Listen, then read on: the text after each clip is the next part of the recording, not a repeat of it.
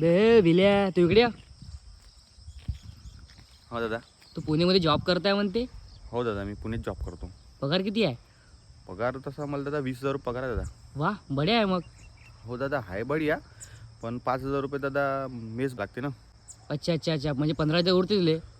हो 15 उरते, पण त्याच्यातून रूम भाडं 5,000 रुपये द्यायला लागते दादा.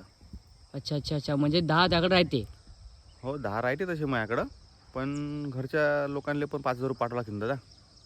म्हणजे 5,000 त्याकडे राहते. 5,000 राहते, पण आता कसं आहे तिथं हिंडा फिरायचं म्हणलं तर खर्च पाणी म्हणलं तर 5,000 रुपये लागून जात दादा. अबे 1 रुपया उरत नाही तर मग कसं बे?